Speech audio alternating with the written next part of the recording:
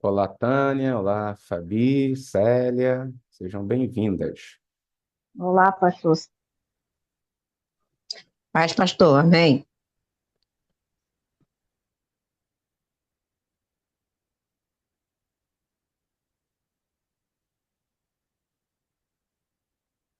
Beleza. Bom, gente, vamos então para a nossa quarta aula, né? Hoje é dia de nós estudarmos um dos temas bem complexos aí da teologia, que é sobre a Santíssima Trindade, né? A ideia aqui é a gente tentar compreender um pouco melhor sobre o que exatamente significa essa doutrina aí que é tão importante para a fé cristã, né? Eu já quero começar, inclusive, fazendo aqui a leitura de um credo que nós chamamos de credo atanasiano, ou seja, credo de Atanásio. Atanásio foi um teólogo muito importante lá do quarto século, que ajudou também a desenvolver essa crença na Santíssima Trindade.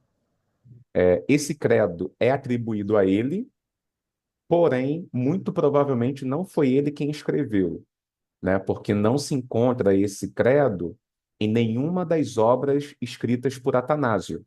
Mas, sem dúvida, esse credo reflete aquilo que ele pensava. Então, provavelmente foi elaborado aí no quinto século. Então, eu vou ler aqui rapidinho, só para vocês terem aí uma noção já mais abrangente do que significa dizer que a gente acredita na Trindade. Então, vamos lá, ó. Saiu o credo atanasiano. Se alguém quiser ser salvo, antes de tudo, é necessário que mantenha a fé católica, e se não a mantiver íntegra e sem mácula, sem dúvida perecerá eternamente. E a fé católica é esta: adoramos um só Deus na Trindade e a Trindade na unidade, não confundindo as pessoas nem dividindo a substância, porque há uma pessoa do Pai, outra do Filho e outra do Espírito Santo.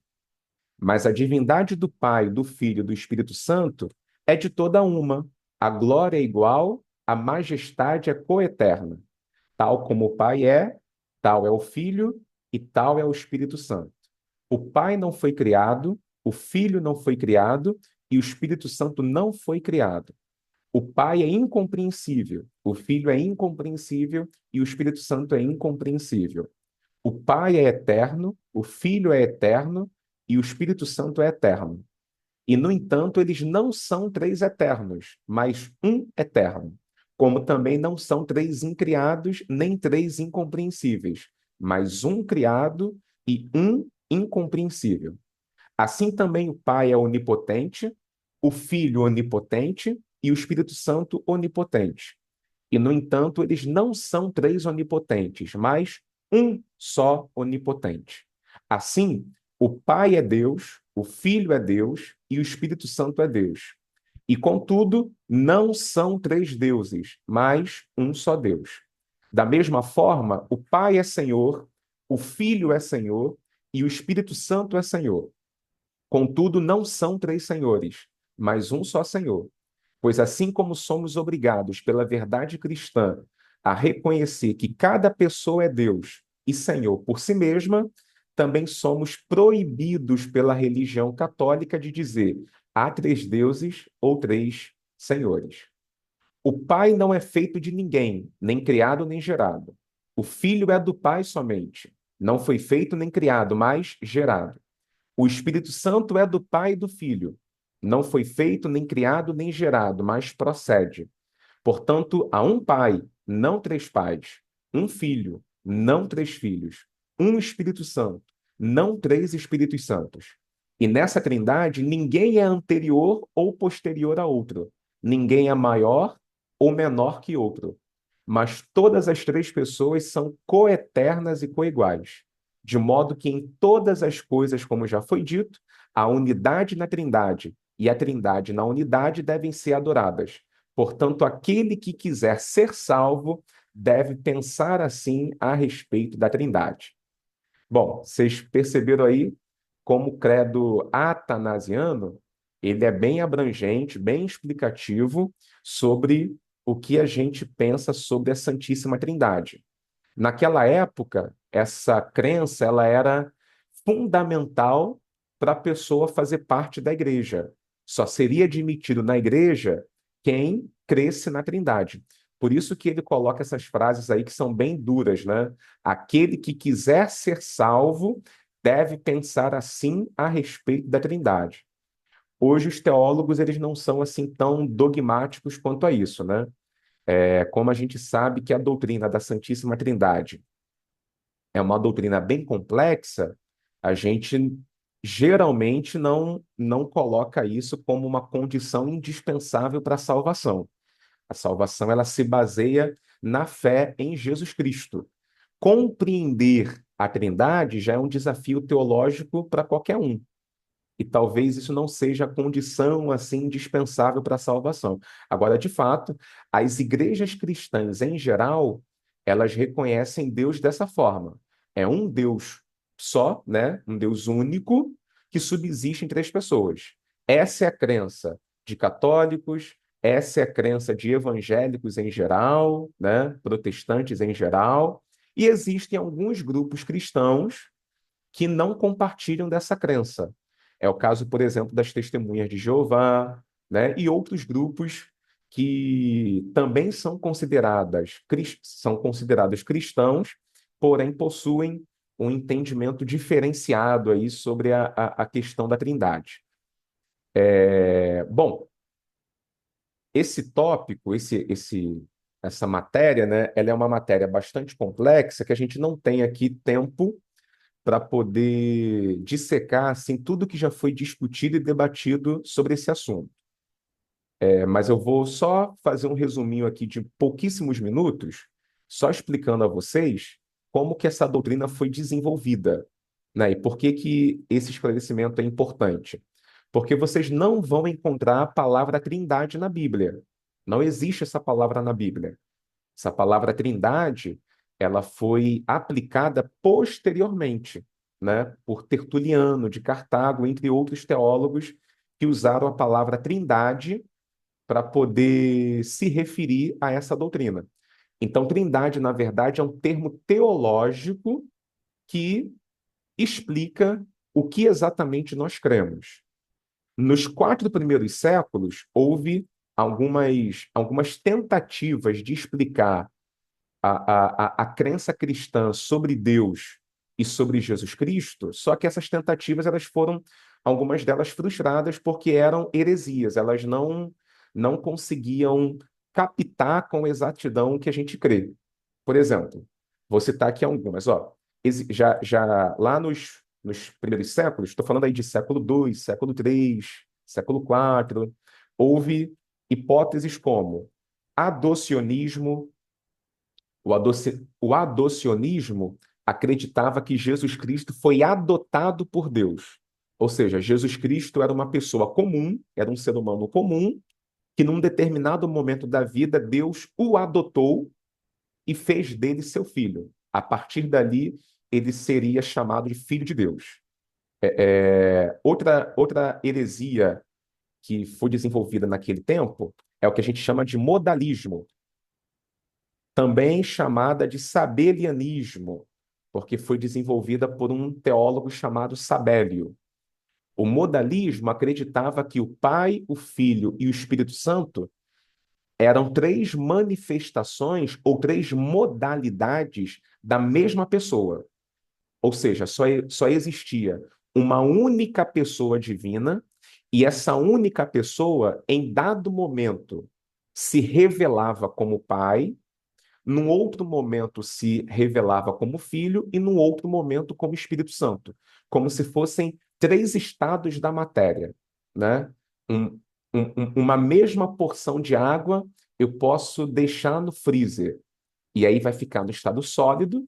Se eu tirar do freezer, vai ficar no estado líquido. Se eu colocar no fogo para ferver, vai se transformar no estado gasoso.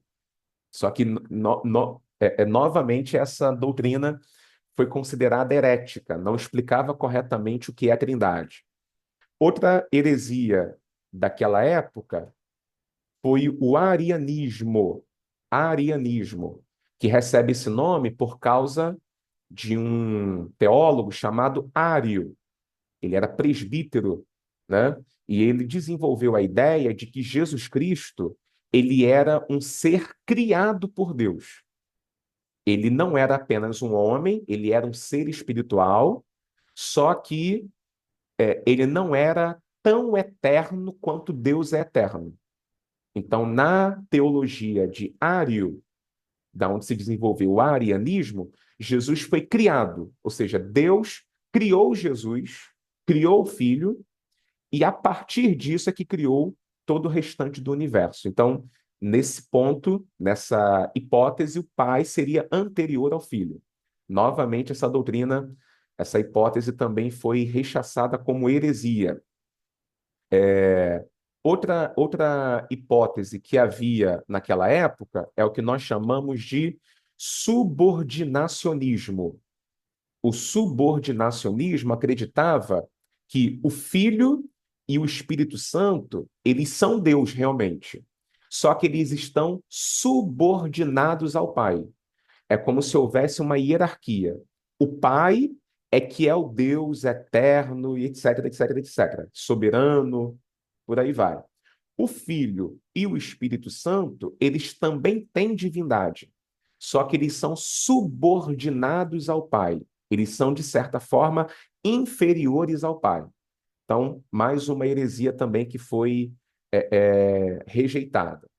Uma outra heresia daquela época é o que a gente chama de monarquismo dinâmico.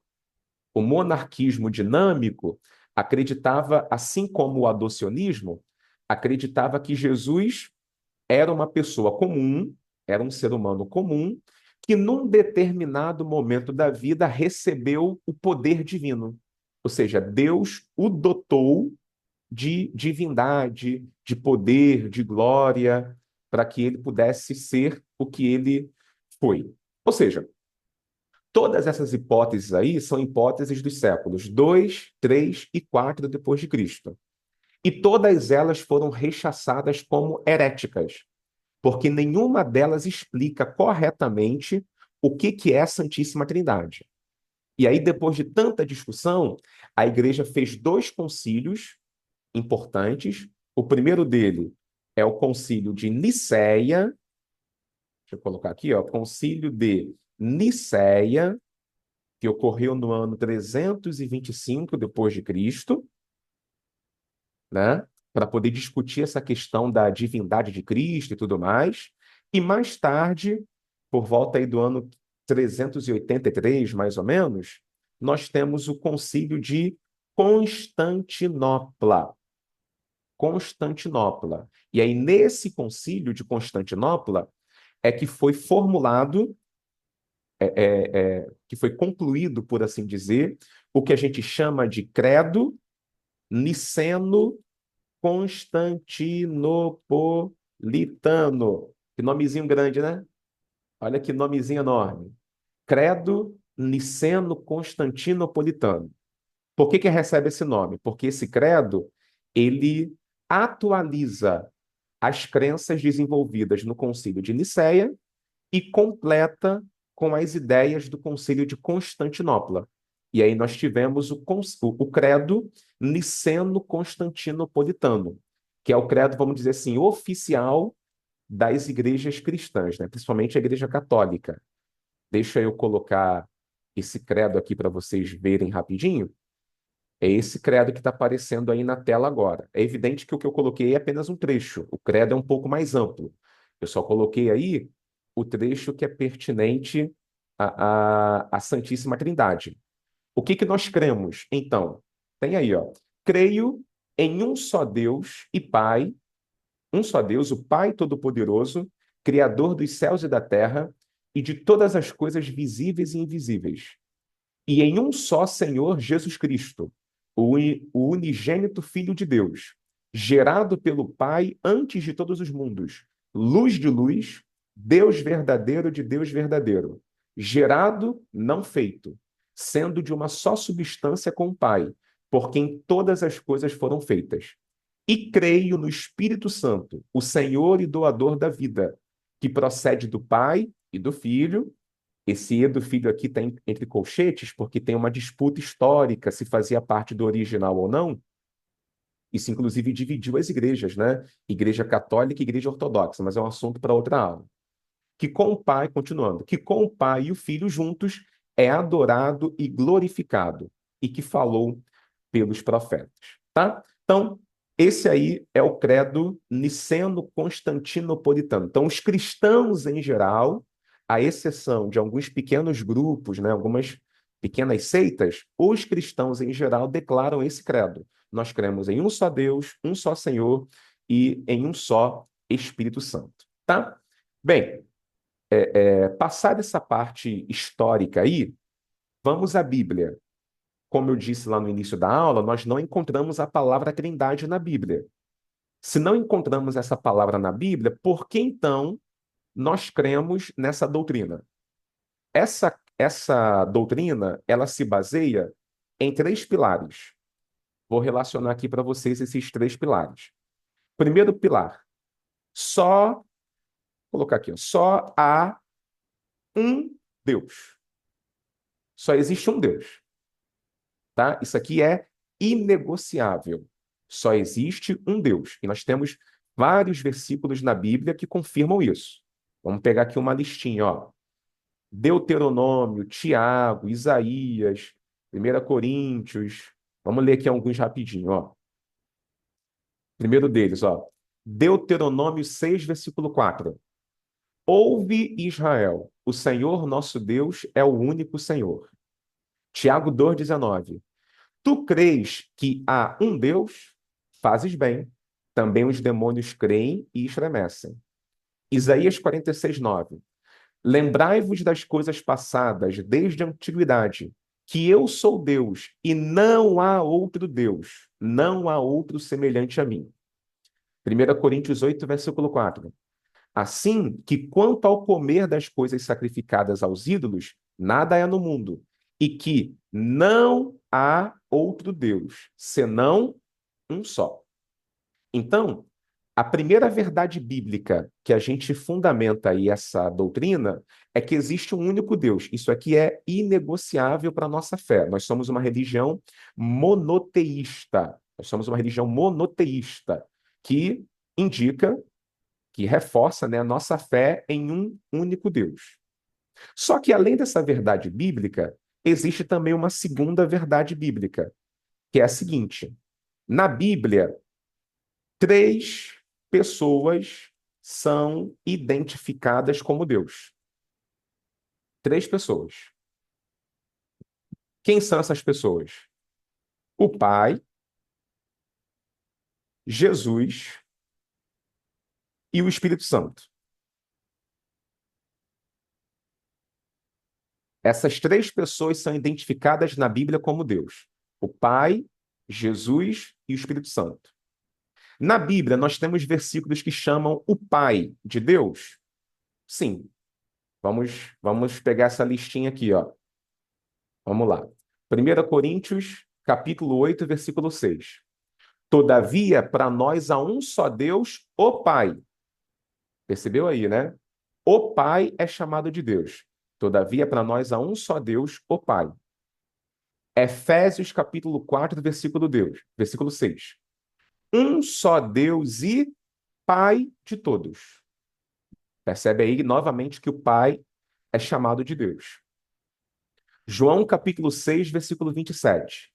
Trabalhai não pela comida que perece, mas pela comida que permanece para a vida eterna, a qual o Filho do Homem vos dará, porque a este o Pai, Deus, o selou. Então, novamente aí, Deus é chamado de Pai.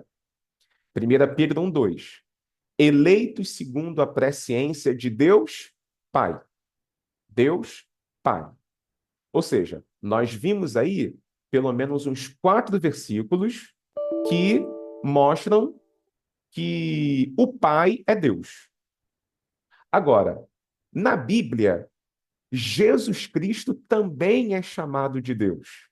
Nós temos vários versículos na Bíblia que identificam Jesus Cristo como um ser divino. Vamos ver aqui alguns versículos que ilustram isso. Ó. Já percebeu aí que tem vários, né? Vamos pegar alguns aqui. Ó. Olha aqui uma listinha. João capítulo 1, versículo 1. No princípio era o verbo estava com Deus e o verbo era Deus. O verbo aqui é Jesus Cristo. Ele era Deus. João capítulo 20, versículo 28. Lembra quando Tomé viu Jesus Cristo ressuscitado? O que ele disse? Tomé respondeu e disse-lhe: Senhor meu e Deus meu. Então Tomé chamou Jesus Cristo de Deus. Romanos capítulo 9, versículo 5. Dos quais são os pais, e dos quais é Cristo, segundo a carne, o qual é sobre todos, Deus bendito eternamente. Amém. Observaram aí que nesse versículo, Cristo é chamado de Deus bendito eternamente. Então, Jesus Cristo é o Deus bendito eternamente. Outro versículo que chama Jesus de Deus. Tito, capítulo 2, versículo 13. Aguardando a bem-aventurada esperança e o aparecimento da glória do grande Deus e nosso Senhor, Jesus Cristo. Ou seja, Jesus Cristo é chamado de grande Deus e nosso Senhor. Jesus aí, ele é duas coisas. Ele é o grande Deus e nosso Senhor. Então, mais um versículo que chama Jesus de Deus. Outro verso. 2 Pedro 1, verso 1. Simão Pedro, servo e apóstolo de Jesus Cristo, aos que conosco alcançaram fé igualmente preciosa pela justiça do nosso Deus e Salvador, Jesus Cristo. Novamente, Jesus é chamado de nosso Deus e Salvador. Nosso Deus e Salvador. Então, Jesus é Deus. Isaías capítulo 9, versículo 6. Porque um menino nos nasceu, um filho se nos deu, o principado está sobre os seus ombros, e o seu nome será Maravilhoso Conselheiro, Deus Forte, Pai da Eternidade, Príncipe da Paz. Então, novamente, Jesus é chamado de Deus. 1 João capítulo 5, versículo 20. E sabemos que já o Filho de Deus é vindo, e nos deu entendimento para conhecermos o que é verdadeiro. E no que é verdadeiro estamos, isto é, em seu Filho Jesus Cristo. Este é o verdadeiro Deus e a vida eterna. Percebeu aí? Jesus Cristo, este Jesus é quem? É o verdadeiro Deus e a vida eterna. Ou seja, nós citamos aí vários versículos que chamam Jesus Cristo de Deus. E o Espírito Santo? Na Bíblia, o Espírito Santo também é chamado de Deus? Também, muitas vezes, né? Tanto que a gente conhece muito a expressão Espírito de Deus.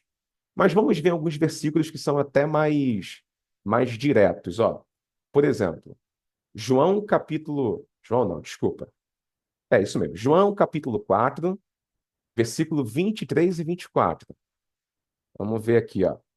Mas a hora vem em que os verdadeiros adoradores adorarão o Pai em espírito e em verdade, porque o Pai procura tais que assim o adorem.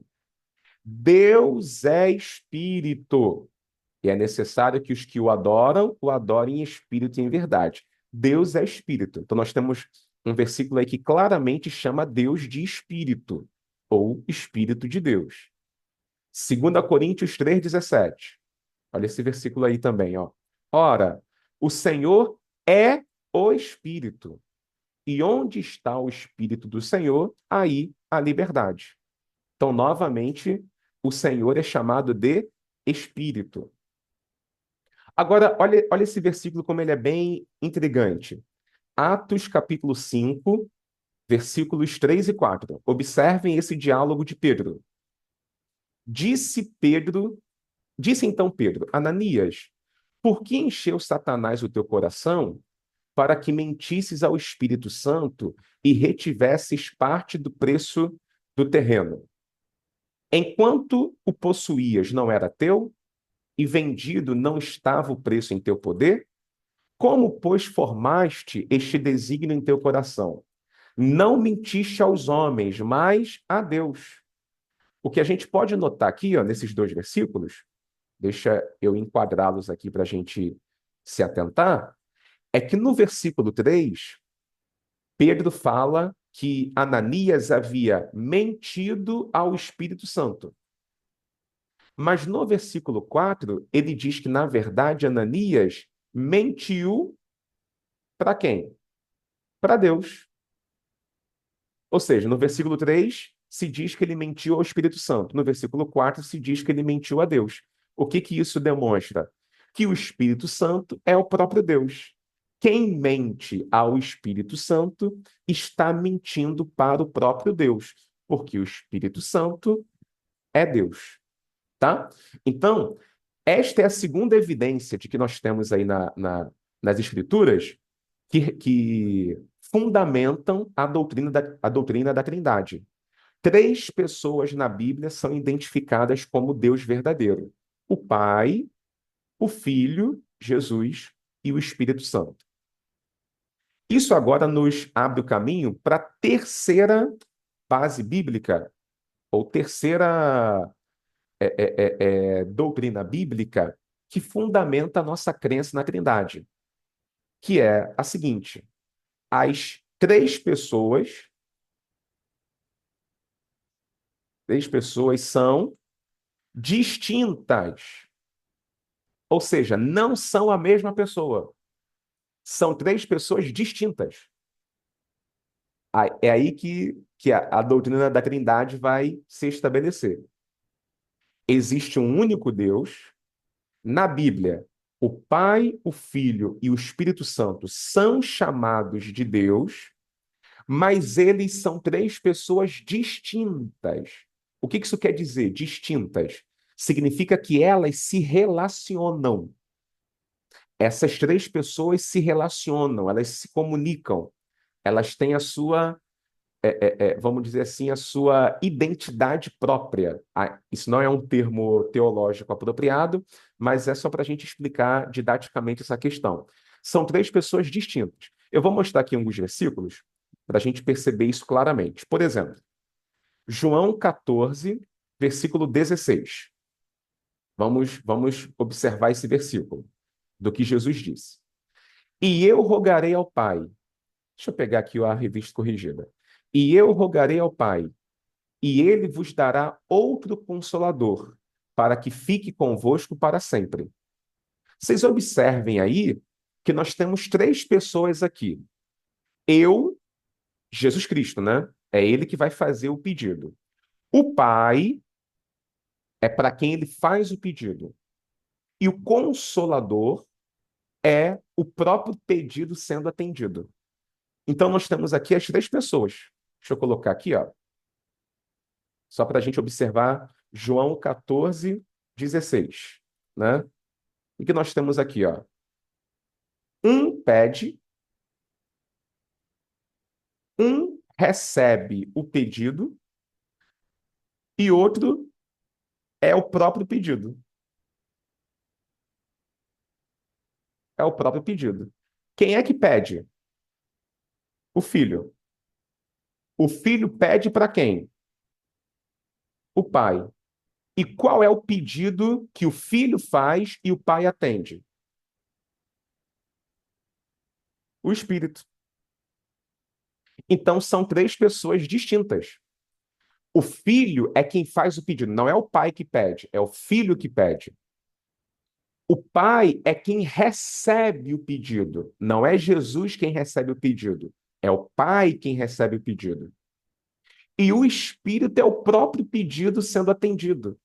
Ou seja, não se pede pelo pai, nem se pede pelo filho, se pede o espírito. O que isso mostra? Que são três coisas distintas, né? Nós não estamos falando de uma única pessoa. Nós estamos falando de três pessoas que se relacionam. Um está fazendo o pedido, Jesus. O outro está escutando o pedido, que é o Pai.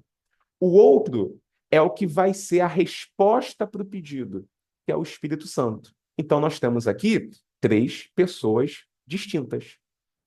Quer ver um outro versículo que ilustra isso? Observem esse versículo aqui, ó. Lucas 4,18.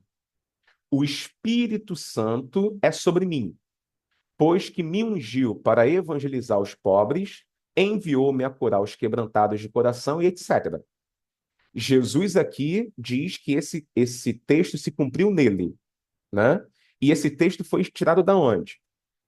Isaías, capítulo 61, versículo 1. O que diz aqui o texto? Ó? O Espírito do Senhor Jeová está sobre mim, porque o Senhor me ungiu para pregar boas novas aos mansos, enviou-me a restaurar os contritos de coração e proclamar liberdade aos cativos, etc. O que nos importa saber aqui? Nós temos aqui, ó, deixa eu apagar aqui essa ilustração, colocar aqui, ó, Isaías 61.1 com Lucas 4:18. Nós temos um que unge, um que unge, um que é ungido e um que é a unção. Temos aqui, ó. Quem é que unge? É o Pai. Não é isso que ele disse aqui, ó? O Senhor me ungiu. Então, quem unge é o Pai. Um que é ungido. Quem é esse ungido? O Filho. Jesus falou: o Espírito está sobre mim, eu sou ungido. E nós temos o que é a unção. Quem é a unção? O Espírito. Porque é o Espírito Santo que estava sobre Jesus, sendo a unção do Pai sobre ele. Logo, gente, nós temos aqui três pessoas distintas. Uma coisa é o Pai, outra o Filho, outra o Espírito Santo. Três pessoas aqui que se relacionam, cada um cumprindo uma função nessa administração. Então, essas três verdades, gente, deixa eu já apagar aqui, essas três verdades é que fundamentam a doutrina da Trindade. Só existe um Deus, três pessoas na Bíblia são identificadas como Deus, e essas três pessoas não são a mesma pessoa, são pessoas distintas. Eu vou abrir aqui um triângulo, deixa eu ver se eu tenho aqui. Deixa eu abrir aqui uma ilustração que representa bem o que a gente acabou de ver aqui. Que só existe um Deus, esse Deus subsiste em três pessoas, e essas três pessoas são distintas. A imagem é essa aí, ó. Está aparecendo para vocês agora. Observe nesse triângulo. Nós temos aqui em cima o Pai, o Filho e o Espírito Santo. Todos eles formam um único Deus. Então, olha as frases do meio. O Pai é Deus, o Pai é Deus, o Filho é Deus, o Espírito Santo é Deus. Agora, o Filho não é o Pai e o Pai não é o Filho. O Pai não é o Espírito Santo e o Espírito Santo não é o Pai. O Filho não é o Espírito Santo e o Espírito Santo não é o Filho. Então, isso aí é Trindade. O Pai é Deus, o Filho é Deus e o Espírito Santo é Deus. Agora, o Pai não é o Filho não é o Espírito e o Espírito não é o Pai. Isso é a doutrina da Trindade. Bom, dentro dessa doutrina, nós costumamos também dividir o assunto em uma perspectiva que a gente chama de Trindade ontológica, que a gente também pode chamar de imanente, e Trindade econômica. Econômica. O que é Trindade imanente? Trindade imanente, esses tópicos, gente, que eu estou abordando, estão todos na apostila, tá? Quem não leu ainda pode ler com calma depois. Isso que eu estou explicando está justamente nesse ponto aqui, ó. Trindade imanente e econômica, ou econômica imanente, dependendo aí da versão que eu tenho enviado para vocês. Trindade imanente quer dizer o seguinte: como que funciona a Trindade na sua forma interna? É, assim, ontologicamente falando, eu sei que o termo é muito filosófico, mas a ideia é dizer o seguinte: o pai, ele gerou o filho. Ele não criou o filho, ele gerou o filho. E do pai e do filho procede, desculpa, o Espírito Santo. O que eu quero dizer com isso? Presta bem atenção. Deixa eu ler um versículo aqui, que é muito importante para essa questão. Hebreus 1, versículo 5. Porque a qual dos anjos disse jamais: Tu és meu filho, hoje te gerei. Observem aqui que Jesus, né, que o filho, ele é dito como alguém que foi gerado pelo Pai. Então, na Trindade imanente, a gente diz que, você lembra, eu vou escrever aqui, vocês vão lembrar do que a gente leu lá no credo atanasiano e no credo niceno-constantinopolitano, que é o seguinte: o filho é gerado, vou colocar entre parênteses, não criado, criado de jeito nenhum, gerado pelo pai. O filho é gerado pelo pai, não criado. Mas, Yuri, qual é a diferença em dizer que o filho é gerado e criado? Criar é você trazer à existência.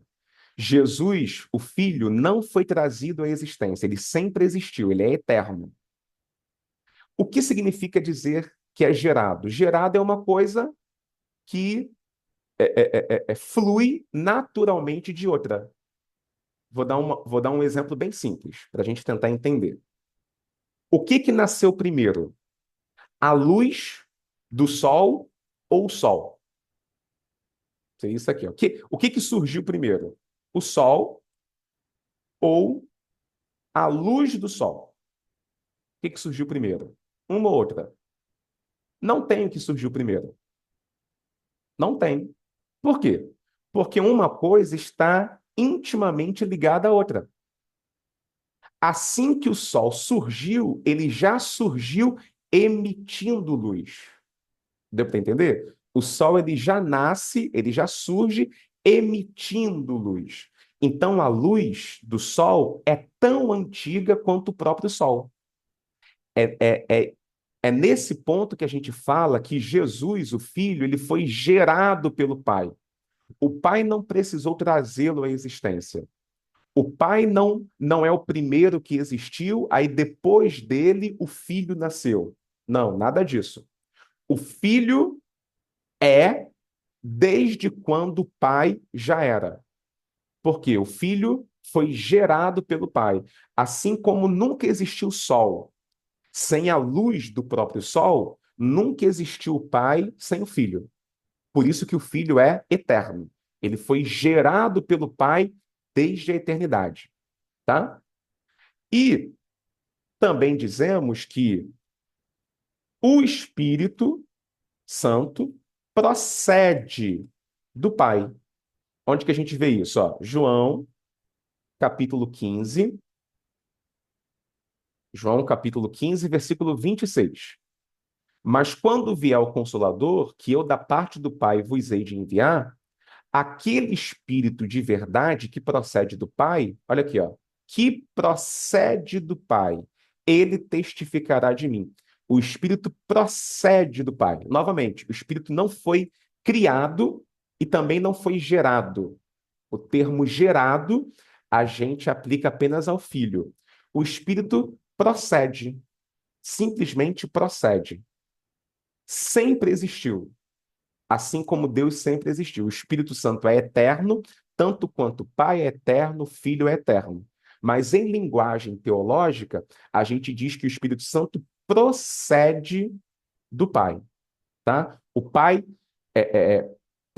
do Pai se procede o Espírito. Do Pai é gerado o Filho e procede o Espírito Santo, tá? Esses termos, essas explicações, elas têm a ver com o que a gente chama na teologia de trindade imanente ou trindade ontológica. E esse segundo termo aqui, ó, trindade econômica, significa o quê?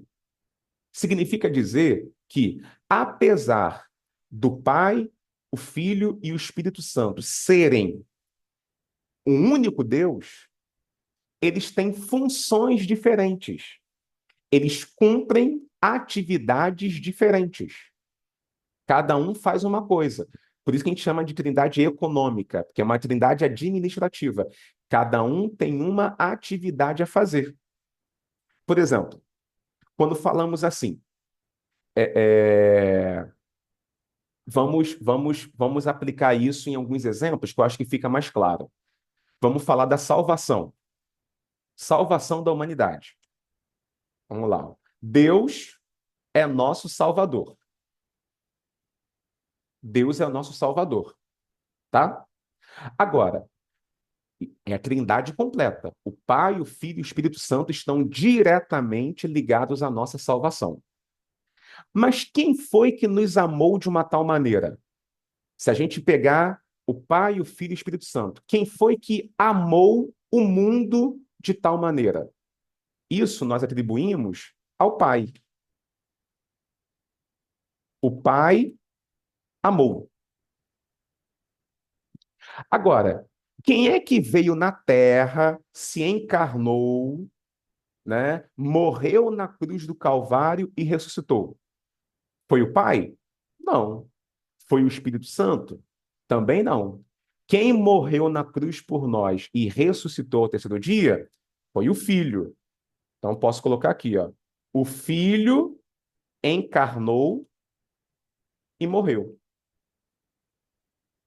Agora, quem é que trabalha no coração do pecador para convencê-lo do pecado, da justiça e do juízo? Quem é que me convence?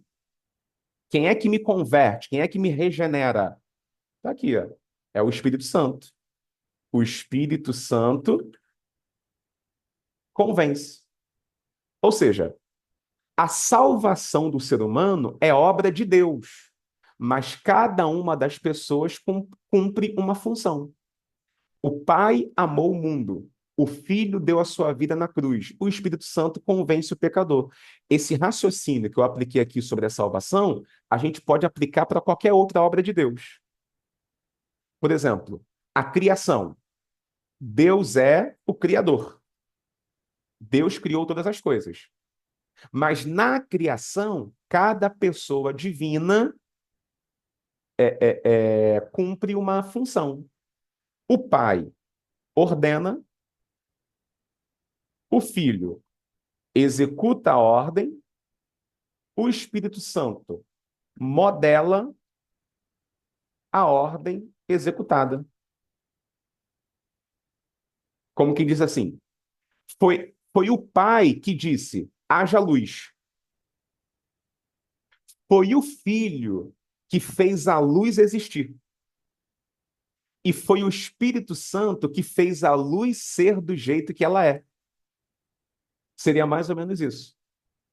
Foi o Pai que deu a ordem para surgir o planeta Terra. Foi o Filho que executou essa ordem e trouxe à existência o planeta Terra. E foi o Espírito Santo que modelou o planeta Terra para ser do jeito que ele é. Percebe? Na trindade econômica, cada pessoa da trindade executa uma determinada tarefa. E assim a gente aplica para qualquer outra obra de Deus. A criação, a salvação, a redenção, enfim, qualquer outra coisa de Deus que se atribui a Deus, na prática, cada pessoa divina cumpre uma atividade. Cada pessoa divina está cumprindo aí uma tarefa. Então, quem, por exemplo, quem intercede por nós lá diante do Pai, como nosso advogado?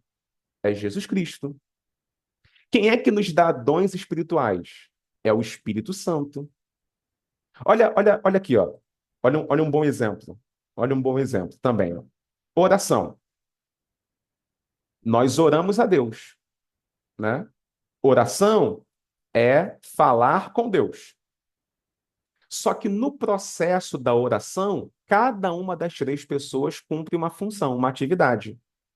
A oração é dirigida ao Pai. Ó, dirigida ao Pai. Em nome do Filho.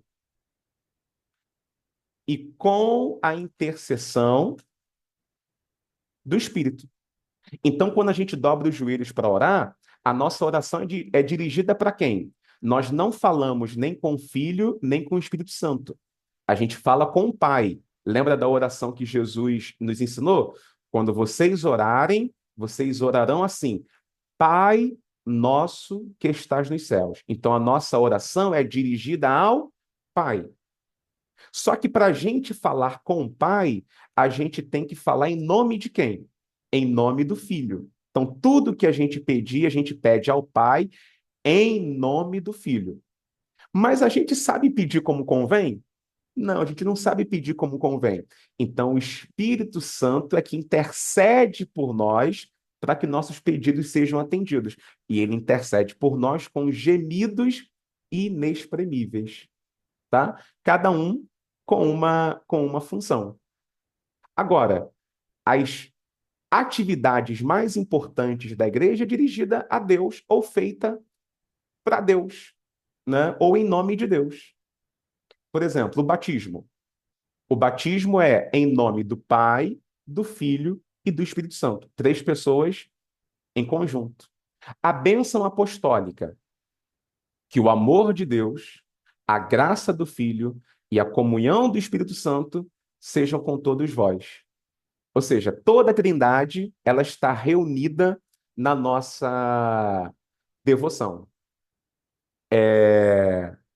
Yuri, tem como eu adorar apenas ao Pai e não ao Filho e ao Espírito? Não, não tem como. Que tudo que você faz para o Pai, você está fazendo pelo Filho e pelo Espírito. Quando você adora, quando você louva, tudo é dirigido a Deus, né? Só que às vezes, nós crentes, na nossa devoção particular, a gente faz uma distinção ali, né, de com que pessoa nós estamos nos relacionando. Mas é importante frisar que as três pessoas são, embora distintas, elas são iguais, né? Por quê? Porque às vezes a pessoa pensa que Deus, o Pai, é aquele ranzinza mal-humorado. Jesus, o Filho, é aquele camarada mais simpático. O Espírito Santo é aquele camarada assim mais sensível. Não, eles são exatamente iguais. O Pai é bondoso, o Filho é bondoso, o Espírito Santo é bondoso. O Pai é soberano, o Filho é soberano, o Espírito Santo é soberano. O Pai é justo, o Filho é justo, o Espírito Santo é justo. Os três são coiguais, coeternos e copoderosos. Por isso que nós cremos no Pai, no Filho e no Espírito Santo. Bom, geralmente, para explicar sobre a Trindade, alguns professores gostam de usar analogias, como essas que eu estou mostrando para vocês aí agora, né? Só que essas analogias, gente, elas não servem para muita coisa. Elas podem até servir para você explicar para uma criança, tá? Porém, elas não são úteis teologicamente falando, porque todas elas são limitadas. Por exemplo, tem gente que gosta de comparar a Trindade com um trevo de três folhas. Da mesma forma que o trevo tem três folhinhas, mas forma um trevo só, Deus é assim, né? Tem três pessoas formando um único Deus. Tem gente que compara a Trindade com três estados da matéria. A água, ela pode se manifestar na forma líquida, sólida e gasosa. Só que, novamente, isso também não ajuda a explicar perfeitamente o que é a Trindade. Nós temos a velha analogia do triângulo. O triângulo tem três lados, mas forma uma única figura geométrica. Assim, Deus também tem as suas três vertentes, formando um único Deus. O Sol também é uma outra ilustração bastante usada. Existe o Sol, a luz do Sol e o calor do Sol. O Sol é o astro, a luz e o calor são as duas energias que ele emite. Da mesma forma, o Sol seria o Pai, a luz, que é a parte visível, seria o Filho, e o calor que o Sol gera seria o Espírito Santo, né? Outra analogia que às vezes se usa para explicar a Trindade. Uma mesma pessoa pode ser ao mesmo tempo três coisas distintas. Eu, Yuri, eu sou filho de alguém, marido de alguém e pai de alguém. Eu sou apenas o Yuri, mas eu posso ao mesmo tempo ser pai, marido e filho. Outra analogia, o ovo. O ovo tem três partes, mas forma um único ovo. Tem a casca do ovo, a clara do ovo, a gema do ovo. Essas três coisas formam um único ovo. Como eu disse, essas analogias, assim como existem várias outras, elas podem ajudar você tentar explicar isso para uma criança, né? Mas no meio teológico elas não são úteis. Elas não ajudam a explicar, porque nenhuma delas explica corretamente a Trindade. E se mal interpretadas, elas podem até levar a um daqueles erros, uma daquelas heresias que eu comentei no início da aula. O arianismo, o modalismo, né? O sabelianismo, o adocionismo, aquelas heresias que nós vimos no início da aula, elas sim acabam se utilizando dessas figuras, dessas analogias, para poder explicar a Trindade. Mas para nós não serve, né? Por quê? Porque, por exemplo, nós não cremos que o Pai, o Filho e o Espírito Santo são partes de Deus. Não, eles não são partes de Deus. Cada um deles são plenamente Deus. Nós não cremos que o Pai, o Filho e o Espírito são manifestações de Deus, né? Estados de Deus. Não, eles são pessoas distintas. Nós não cremos que o Pai, o Filho e o Espírito são três lados de Deus. Não, são três pessoas, cada uma com a sua personalidade, né? Com a sua, com a sua identidade. Nós não cremos que a Trindade é como um sol emitindo luz e calor, né?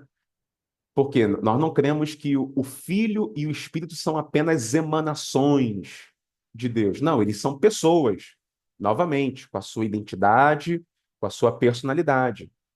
Nós não cremos que Deus, uma hora, se mostra como Pai, outra como Filho ou outra como Espírito Santo. Não. Ele é três pessoas. As três pessoas coexistem. Nós não cremos que o Pai, o Filho e o Espírito são partes de Deus, como se fosse a casca, a gema e a clara. Não, os três são coiguais. A casca não é igual à clara, a clara não é igual à gema, mas o Pai é igual ao Filho e o Filho é igual ao Espírito Santo. Ou seja, tudo isso, gente, que a gente abordou aqui, é para tentar, né, explicar no que exatamente a gente crê quando se fala de Santíssima Trindade.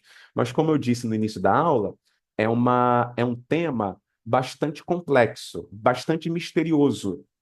Para ser bem sincero, é o tipo de conceito que a gente só vai conseguir compreender plenamente quando a gente estiver diante de Deus lá na glória. Aqui na Terra, a gente tateia, né? Tateando no escuro para tentar compreender quem é Deus. Só que apesar de tudo isso que nós falamos aqui, Deus ele tem a sua parte, que ele se deixa se revelar, mas Deus também tem a sua parte misteriosa. E essa parte misteriosa a gente aqui na Terra discute, debate, né? Tenta explicar, mas como explicar o inexplicável? Como medir o imensurável? Como capturar com a nossa mente limitada aquilo que é infinito e ilimitado, que é o nosso Deus. Basta para a gente simplesmente crer. Crer. Nós não temos exatamente como explicar como funciona toda a Trindade. Nós simplesmente aceitamos que a Bíblia ensina essa doutrina, porque vimos vários versículos que endossam isso, e aceitamos e cremos. Nós não compreendemos um Deus que subsiste em três pessoas. Nós cremos em um Deus que subsiste em três pessoas, sendo uma pessoa o Pai, outra o Filho, outra o Espírito Santo. Três pessoas distintas, ao mesmo tempo que são apenas um único e absoluto Deus. Beleza, gente? Bom, agora é aquela hora para a gente abrir espaço para dúvidas e perguntas.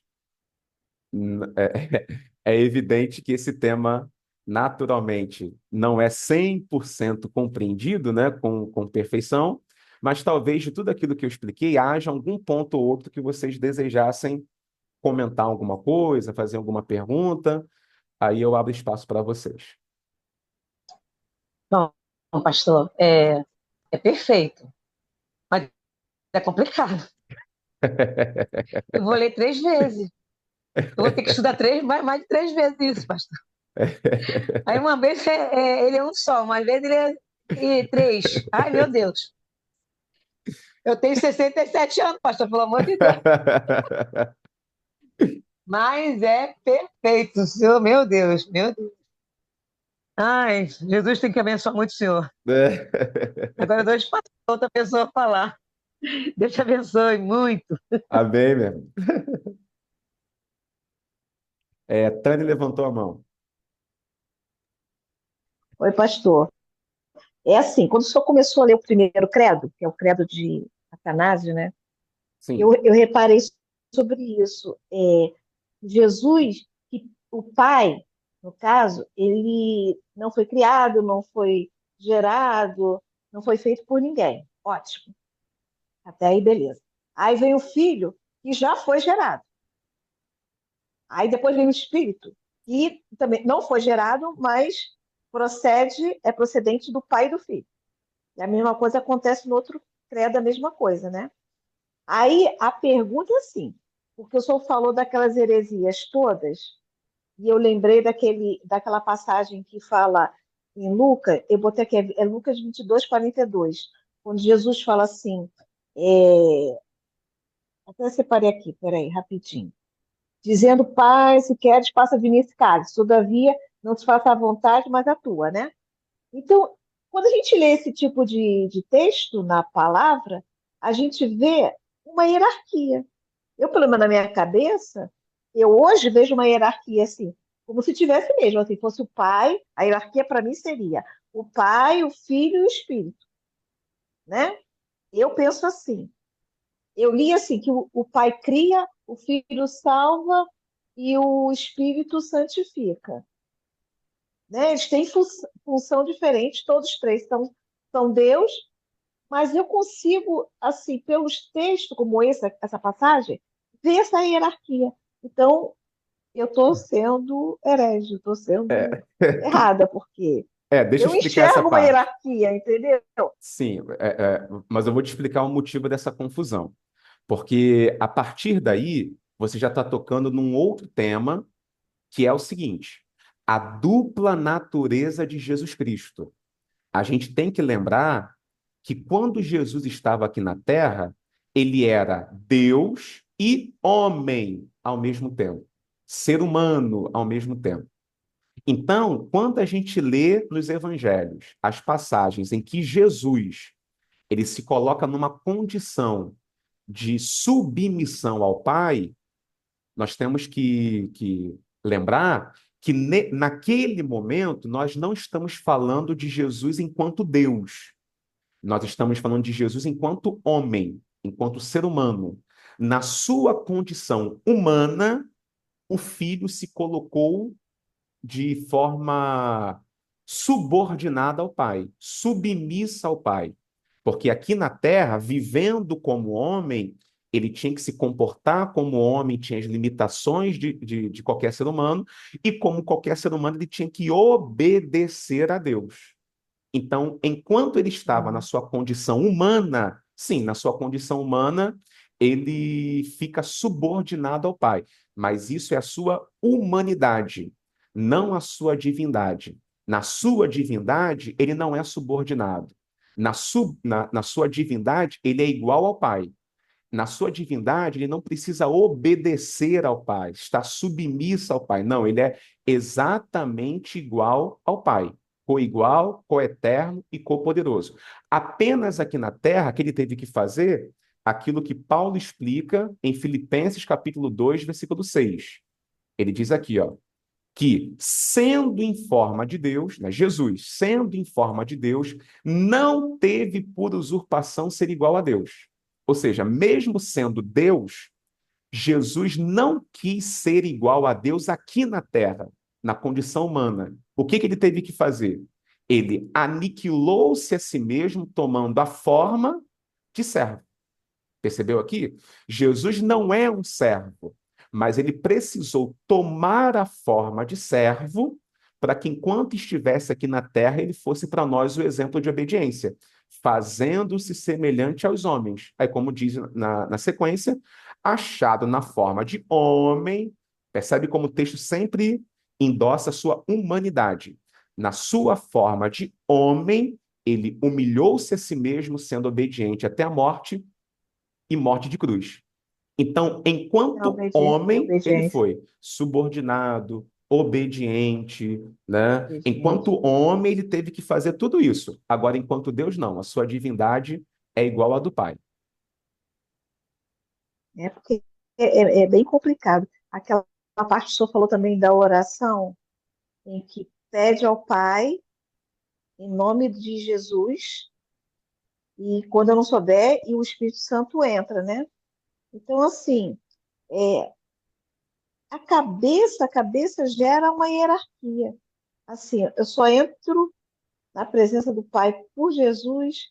Às vezes não consigo nem entrar sozinha, assim, com as minhas próprias palavras, eu tenho que entrar com o Espírito Santo, entendeu? Eu não sei, assim, eu não consigo juntá-los e formar esse conceito de trindade. É muito difícil. Sim, Então, mas essa parte que nesse, o senhor falou, oi, essa nesse parte que exemplo o que senhor falou você deu primeiro, da oração, deixa eu só explicar essa questão da oração. Nesse caso da oração, não tem nenhuma hierarquia aí. No caso da oração, eu estou falando com alguém em nome de outra pessoa, sendo ajudado por uma terceira pessoa. Não tem aqui uma hierarquia, tem aqui apenas aquilo que a gente aprendeu na trindade econômica, função. cada um cumprindo uma atividade. O pai é aquele Uhum. que ouve a oração, o filho é aquele que dá autoridade para a minha oração, e o Espírito Santo é aquele que torna a minha oração compreensível.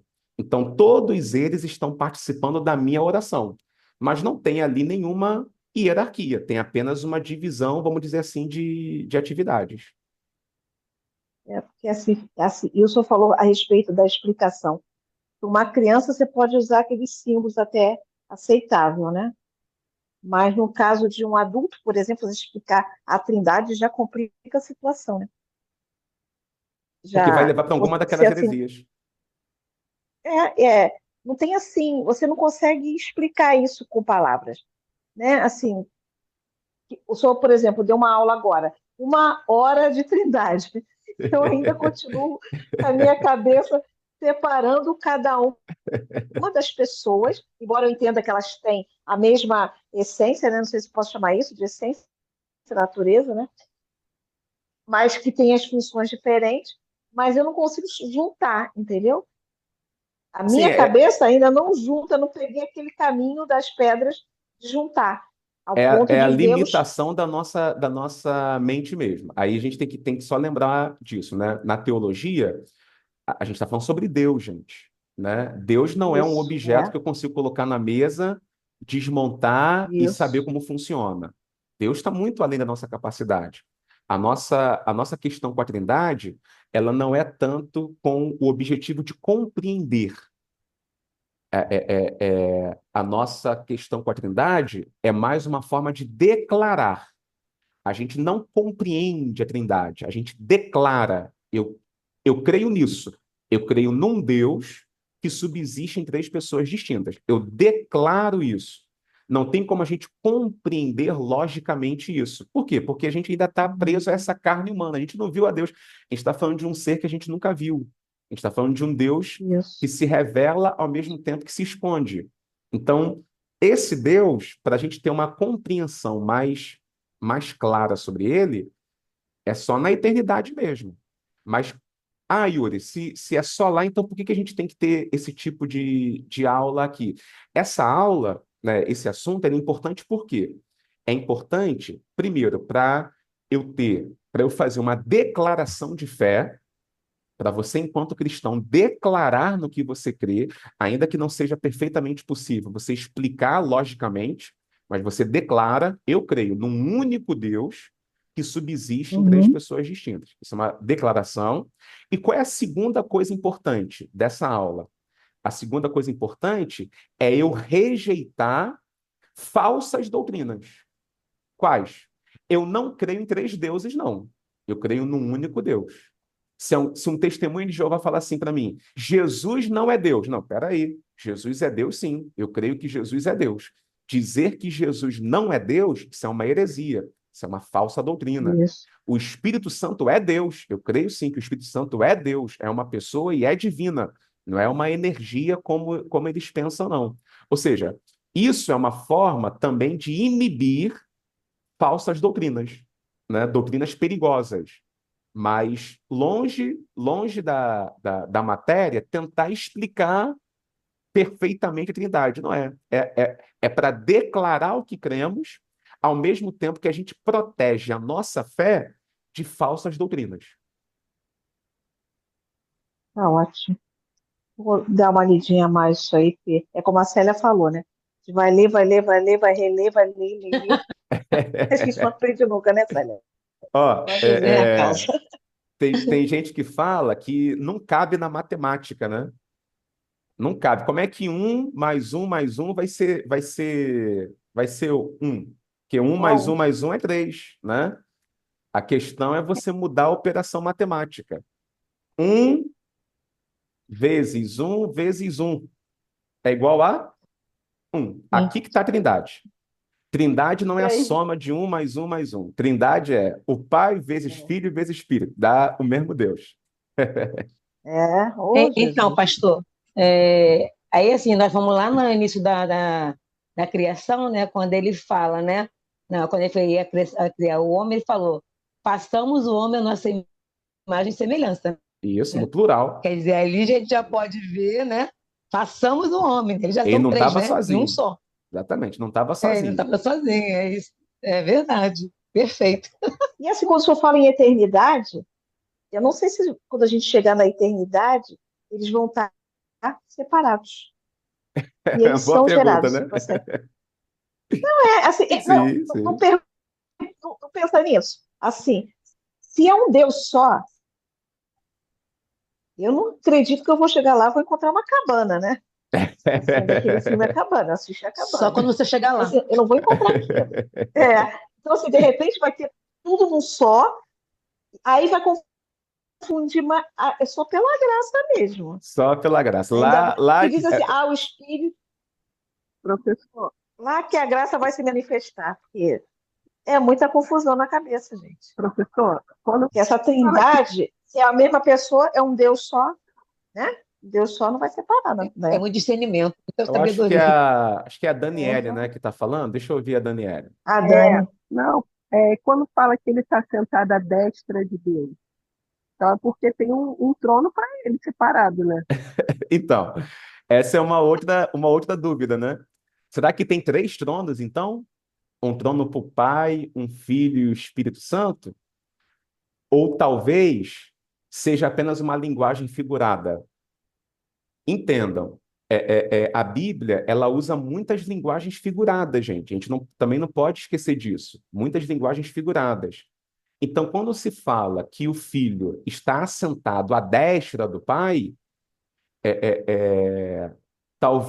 talvez não signifique que a gente vai chegar lá e vai encontrar três tronos. Um para o pai, à direita o filho e à esquerda o Espírito Santo. Talvez não. Talvez isso seja apenas uma linguagem figurada para dizer que o filho tem tanto poder quanto o pai. Porque sentar à destra de alguém, gente, era uma forma de governo. Governar em conjunto, né?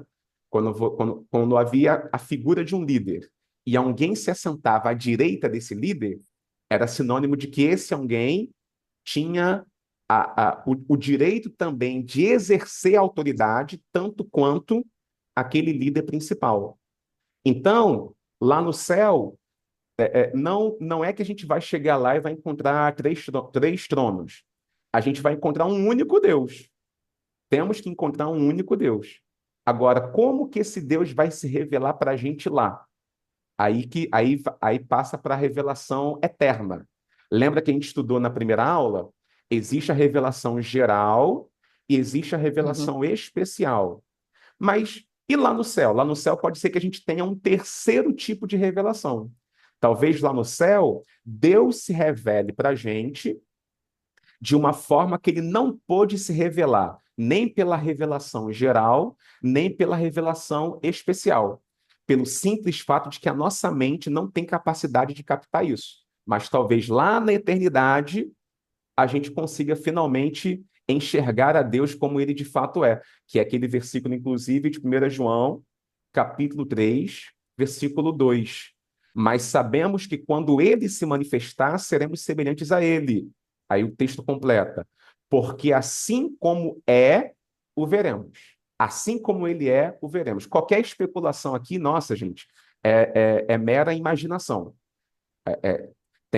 Essa parte da teologia, nós temos que nos recolher a nossa insignificância e entender que é lá na glória que a gente vai ter uma compreensão exata.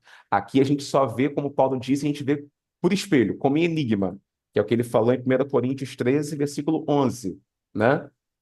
11 não, desculpa, 12. Agora, nesse momento, a gente vê por espelho em enigma. Por enquanto é isso, a gente vê a Deus por espelho em enigma, mas lá no céu a gente vai ver face a face. Perfeito. Quem mais? Olha, eu vou falar uma coisa. Eu nem sei se eu tô com dúvida, se eu vou tentar absorver o que foi dito. E eu ainda tenho aqui uma criança de 4 anos dizendo que está com fome. Ah, Mas eu tadinho. achei, né, mas come o dia inteiro.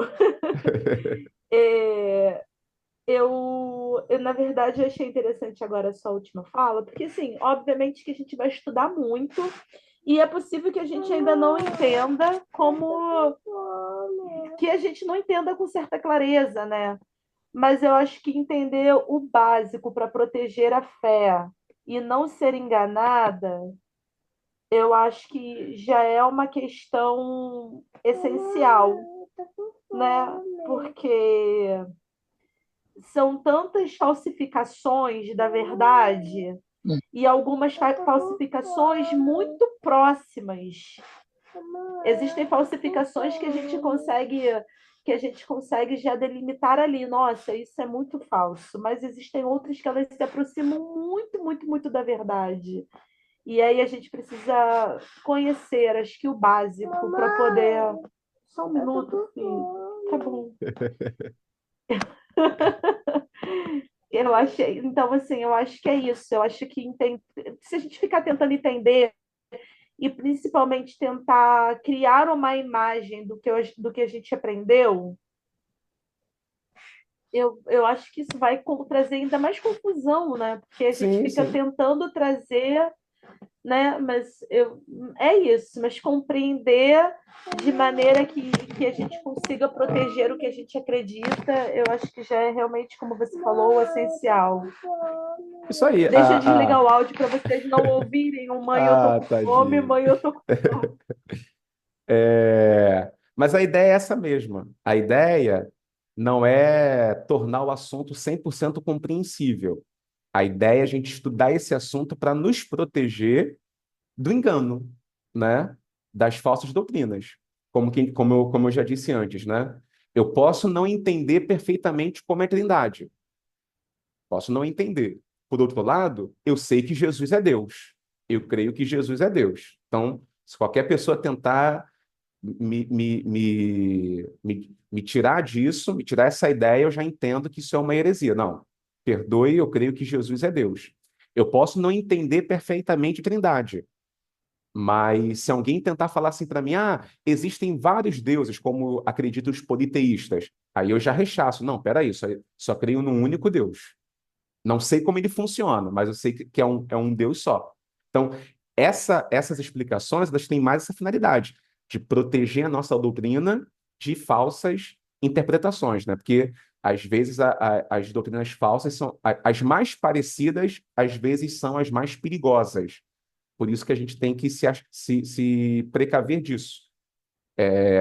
Só lembrar do que os serafins celebraram lá em Isaías capítulo 6, né? Santo, santo, santo é o Senhor dos exércitos. Toda a terra está cheia da sua glória. Então, de certa forma, Deus deu várias dicas de que ele é um Deus triuno, né? Então, a gente aceita essas verdades pela fé e não pela lógica, ao mesmo tempo que a gente defende essa fé de qualquer raciocínio humano que tente desenganá-la, desmenti-la, né? ou contrariá-la. Mas a gente confessa um único Deus entre as pessoas. Bom, gente, é, é sobre isso então a nossa aula. Nós estamos encerrando aqui a primeira matéria, que é a matéria de teontologia. A próxima matéria, semana que vem, será Cristologia. Então, nós vamos passar aí mais 4 semanas aprendendo sobre Jesus Cristo, tá? Só sobre Jesus. E lá no grupo do WhatsApp eu vou mandar para vocês um pequeno questionário que é para vocês responderem online mesmo. Eu vou mandar o link no Google Forms e aí vocês vão responder lá o questionário. O questionário não é obrigatório, não, tá, gente? É um questionário que eu elaboro só para vocês mesmo avaliarem o quanto conseguiram captar da matéria e no final aí vocês vão ver lá o resultado que tiveram. Tá bom? Deus abençoe vocês, que vocês sejam abençoados em nome do Pai, do Filho e do Espírito Santo.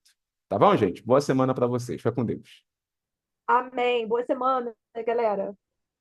Tchau, Amém. tchau. Boa semana para vocês também. Deus abençoe.